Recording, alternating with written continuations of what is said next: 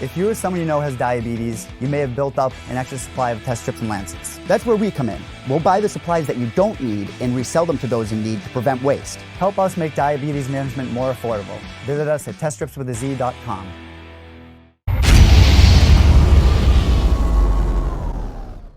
All right, we have Brian Kelleher back on the show, this time coming off an impressive victory at UFC 246 over Ode Osbourne, a first-round submission victory, a veteran-like performance against the young up-and-comer. Brian, how are you, man?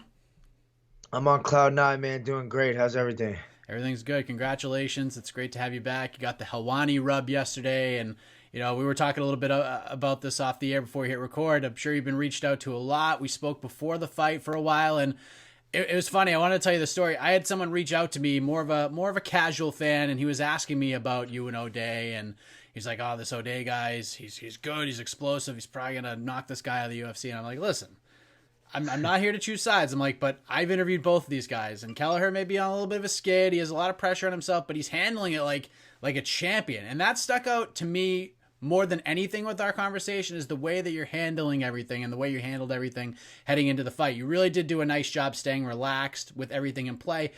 How important was that for you to just come in there as focused mentally as possible and put all that stuff behind you?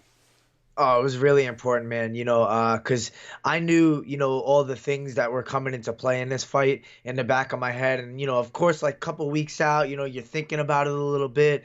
It gets scary sometimes. You're like, oh, fight's getting closer. This is the last fight on my deal, blah, blah, blah. But I didn't take any of that into fight week with me. I went there like it was my debut, like I said.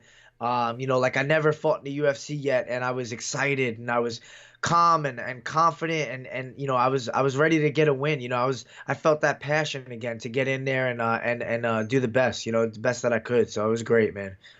So the fight week is happening, you make the weight, and I know you had some difficulty with the cut, and you have like these proverbial weights just lifted off your shoulders, like little pieces at a time. So you're getting ready to weigh in, you're getting ready to fight early in the afternoon the next day, and then you find out that you're bumping up to the main card. And normally this is like, holy crap, this is awesome. But was there like a part of you that was like, oh man, like I'm doing such a great job, like not letting pressure get to me, last fight on my deal, all the things going on, and now they're bumping me to the main card 24 hours before the fight. What were you thinking when you found that out? It was a shocker. I was like, wow, why me? This is kind of weird. Like, I'm not, I'm coming off 2 losses. I think, I'm an exciting fighter, but I was kind of curious, like, what goes into, like, who they pick, to bump who? I think it's more like they don't want to mess with the ESPN portion. Right. And they can mess with the early prelims a little bit. So they picked me and Ode. He's an exciting guy. I'm an exciting guy.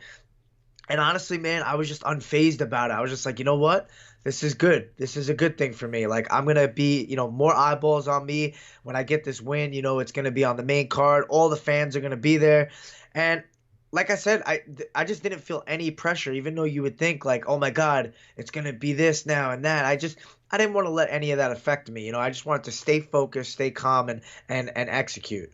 Is this the best you felt mentally heading into a fight in your career? Or can you remember a time where it was pretty similar? I can remember times where it was similar, but that's what it was all about, man. It was about finding that person that I was, knowing that that person was still inside me, and just finding him and bringing him back. And it's like the resurrection, like Jorge says, And that's how it felt. I felt like it was my debut again. I was excited and I was ready to put on a show and make a statement. And it's kind of surreal because I won the same exact way, like a couple minutes in by guillotine. Crazy, man. Did you have to work hard to find that person, that old Brian Kelleher? Because we talked about how important the time off was for you to sort of find the love for the sport again and get more enthused about it. Was it during that time that you sort of found the old Brian, or did you need to put pen to paper, have a fight in place to really dig deep and find that guy? No, I found that guy in the gym, and I found him way before the fight, which was good because it took a long time. But that time off was really, really meant to be for me because I needed that to find that guy. It was just, I had to dig deep and figure it out. And I found him in the gym because I was aggressive again. I was passionate again. I had that fire lit in me again where I was like, oh, this is who I was when I came up, before I was in the UFC. This is how I trained. This is how I felt. So I was like, this is who I need to be when I show up for UFC 246. One of the things that stuck out in our chat was that you had planned to go to Factory X to train for this fight, and then around a week later or so, you stated you had a change of plans. You didn't end up going over there. Why did you decide to stick close to home? Was that part of the decision of finding the old Brian Kelleher, just going back to the roots, staying close to home? Yeah, I mean, I don't know if it was connected or not, but I think just for me, I love home. I feel comfortable here, and I know sometimes it's good to get out of your comfort zone, but for me, I thrive in being in a place where I'm happy, where I like, I enjoy this place. And it's, a little bit more convenience where I can do things the best way at the best times. And, it's hard to go into a new atmosphere and know it's going to work out, and, I think Mark Montoya is a great coach. I think I can go out there and train with them. I don't know if I'd ever move, I'd probably stay here. I'm loyal to where I am, and I just feel like I don't have to look outside and find different things to be a winner. I can be a winner here on Long Island too. I spoke to Ode not long after I spoke to you heading into this fight. Very confident heading into the fight. He said, he wasn't even going to talk to Montel Jackson about the fight. He wasn't going to pick his brain at all. He said he was just going to go in there and terrorize you on Saturday. Again, your demeanor, everything in my opinion heading into that fight. Were people sharing any of these interviews or things he was saying with you? Did you use some of these things he was saying as motivation? Did you even need that extra chip on your shoulder? I didn't need it at all, but I heard that line you just said, like he's going to terrorize me, and that one hit me a little bit, and I was like, man, I'm kind of looking forward to getting in there and like maybe talking a little bit, like, hey, like let's go, like terrorize me, like let me see this. But I'm not really that type to do that, but I had thought about it, and I don't need any extra motivation, man. It's like going in there and getting a big win is all that you need. Training hard is natural for me. I love training.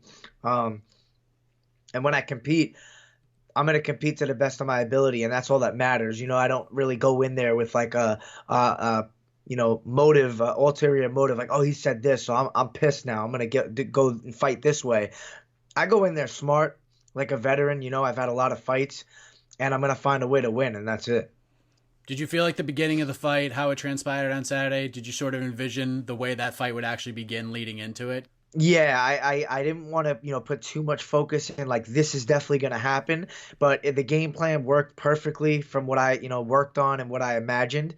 And yes, I thought for sure he's a fighter that takes risks, and he's an aggressive fighter. So I knew Contender Series guy making his debut, a lot of limelight, Conor McGregor card for his first fight in the UFC. Like this guy's going to come out crazy and try to show, the UFC like he belongs there and steal my job essentially. So I was like, that was real motivating for me to think about that. And that's exactly what happened, man. He came out with that weird Superman punch that actually hit me, and I was gonna pull a Jorge on him. So I was doing that little hands behind my back thing. I was gonna run at him and do something crazy, and it was nuts because last second I told myself, don't do it. Like just be smart, execute, and get the job done. Don't do anything crazy and get caught, So it was kind of weird. Like I went to run at him, and then I saw him, and I was like, "Nah, I'm not gonna jump up. Let's be smart here." With you sort of burying all the pressure and putting it aside, what did it feel like to feel that foot tap and the referee pull you off? Was that like 2 years of weight lifted off your shoulders, just bursting out of you? Oh my God, exactly, man. It was like the ultimate relief is the way I say it. Like, cause it's just like, deep down, like how much time you put in and what's at stake, and you're there in that moment. And it's like, I never expect a fight to go quick or easy, but when it does, it's just like, holy shit. Like I just want to fight like 2 minutes in, no damage, got a finish, got a bonus. Like, can you ask for anything better? Like this is, I fought the last fight on my deal.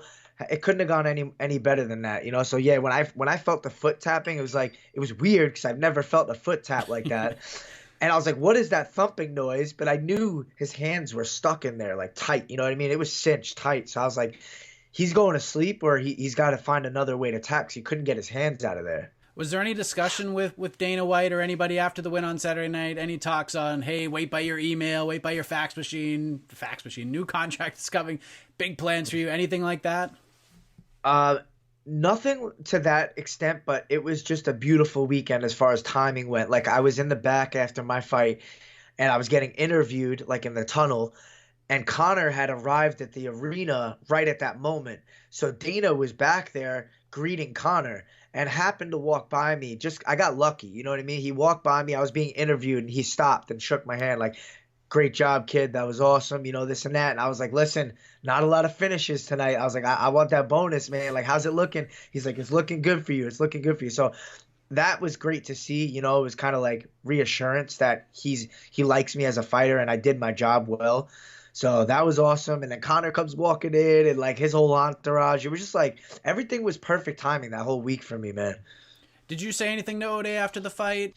Yeah, I said, listen, you got a bright future. You know, he's a skillful fighter. I felt threatened in the fight early. You know, I knew he's dangerous. I took the fight where it was the most probable point of finish for me, you know, and I knew like that's where he's most uncomfortable. He's most comfortable on his feet, I feel.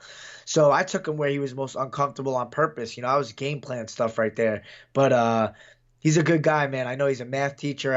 A couple of my friends were like, "Yeah, we saw videos of his students on his Instagram." I wasn't looking at this, but they're like, I felt so bad for the guy because he's a genuine nice guy, man. And I was like, I know, I could tell he's a good dude. I just told him, listen, keep your head up, man. You're gonna do big things. You know, this is your first UFC fight, but you're gonna have plenty more to come. How did you celebrate that win in Las Vegas? What did you do to sow those wild oats? Oh man, I don't drink much, but I definitely love food. So I just went out to dinner. I had like one drink, you know, sipped on a little bit of whiskey, but nothing crazy. Just food with my team. My dad was there with me, my brother. So that's just what I love, man. Just being together with the feeling of victory, you know, with the people that helped me get there. So ideally, sign a new deal, fight in April, fight in Brooklyn. That makes all the sense in the world, right?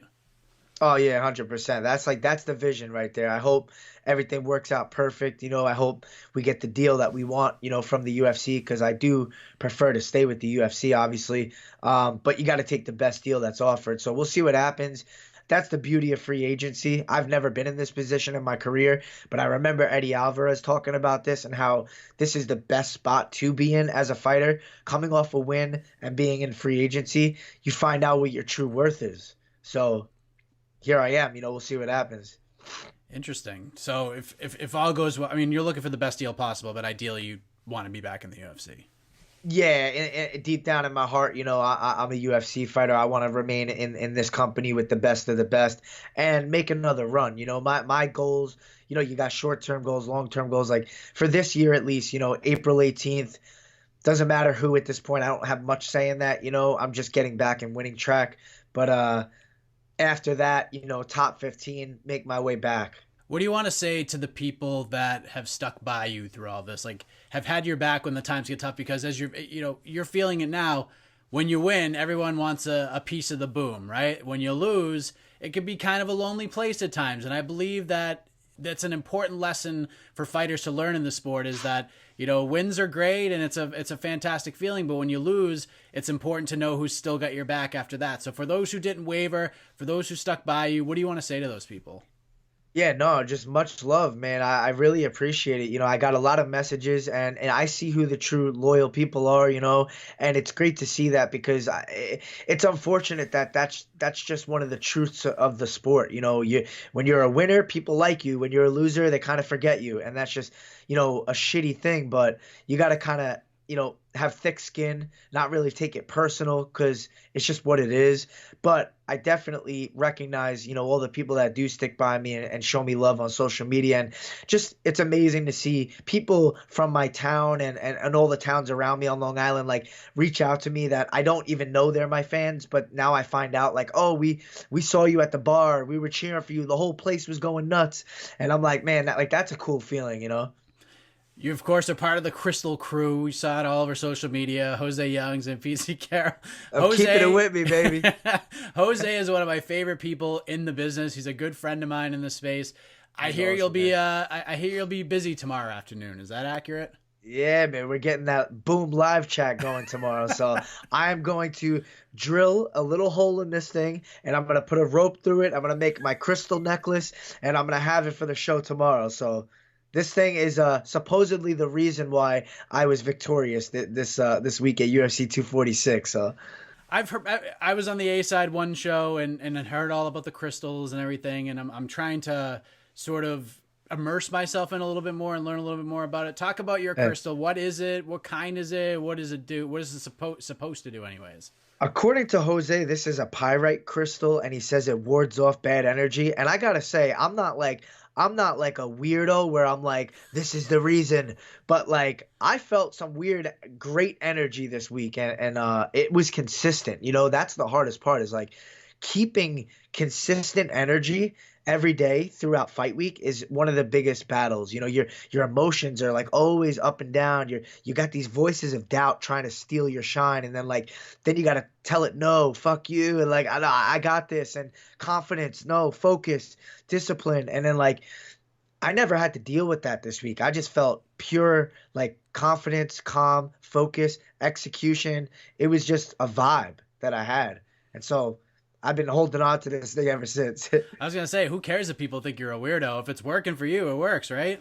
That's what I'm saying, man. Hey, the placebo effect is real too. If you believe it, then it's something. There you go. Biggest win of your career? Is this the one?